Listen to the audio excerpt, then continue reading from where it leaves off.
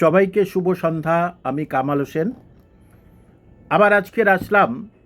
আপনারা কয়েকদিন যাবৎ শুনছেন যে সরকারি বিদ্যালয়গুলোতে প্রায় 1200-র উপরে শিক্ষক নিয়োগের নোটিফিকেশান জারি হয়ে গেছিল, সেটা কলকাতা গেজেটে, অর্থাৎ সরকারিভাবে কিন্তু নোটিফিকেশান জারি হয়ে গেছিলো। এবারে পিএসসি যেহেতু চেয়ারম্যান এসেছেন, তিনি কোথায় কত শূন্যপদ ইত্যাদি দিয়ে একটি বিজ্ঞপ্তি দিতে পারতেন আজকের বা কালকের রাতে, বা ফর্ম ফিল আপের জন্যে অন্ততপক্ষে একটা সময় দিতে পারতেন, তারপরে যে কোথায় কত শূন্যপদ আছে তা দিতে পারেন, যেভাবে পঞ্চায়েতে করেছে যে তোমরা রেজিস্ট্রেশন করো। অর্থাৎ আপনাদের প্রশ্ন আমার কাছে যে সদিচ্ছার অভাব কি নেই? কতবার আর একটি কথা আমি বলবো পশ্চিমবঙ্গের শিক্ষিত ছেলে মেয়েদের কাছে, যে আপনারা কতদিন চুপ হয়ে থাকবেন? আমি আপনাদের কাছে বলছি, খণ্ড খণ্ডভাবে আর আপনারা কোনো আন্দোলনে যাবেন না, একত্রিতভাবে আন্দোলনের মধ্যে আসুন এবং সে আন্দোলন শান্তিপূর্ণ আন্দোলন করবেন, যেন জঙ্গি আন্দোলনের মধ্যে না যায়।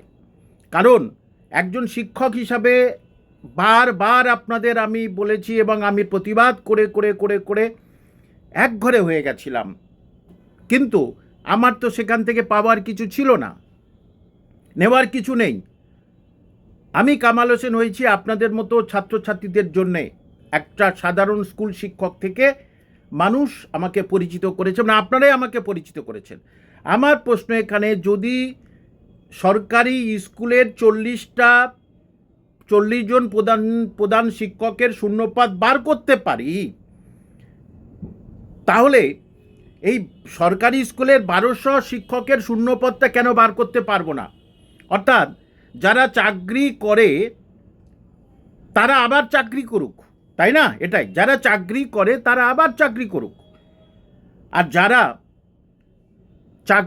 সব যোগ্যতা আছে, সব কিছু আছে, যারা চাকরির পরীক্ষায় বসতে দেওয়ার জন্যে তারা অধীর আগ্রহে আছে, তাদেরকে এত বঞ্চিত কেন? তা পশ্চিমবঙ্গের এইসব ছাত্রছাত্রীদের জন্য এত নাটক করছে কেন? আমার প্রশ্ন এখানে। তাদেরকে পরিষ্কার করে বলে দিতে পারে যে চাকরি হবে না। কেন বা বলে দিলে 1 লক্ষ শূন্যপদ আমার হাতে আছে, 5 লক্ষ থাকতে পারে। কিন্তু আপনারা এবার ভালো করে বুঝবেন, স্কুল সার্ভিস কমিশনে নয় জটিলতা আছে, মানলাম, কেস কামারি হয়েছে, কই পিএসসিতে কিছু হয়েছে? তাহলে পিএসসির এই যে 1200 শিক্ষক নিয়োগের সব কিছু বলা সত্ত্বেও, সব কিছু করে দেওয়া সত্ত্বেও, সব কিছু জানিয়ে দেওয়া সত্ত্বেও কেন বিজ্ঞপ্তি দেয়া হলো না? অর্থাৎ আপনাদের কোনো দরকার নেই, শিক্ষিত MA BEd ছেলে মেয়েদের কোনো দরকার নেই।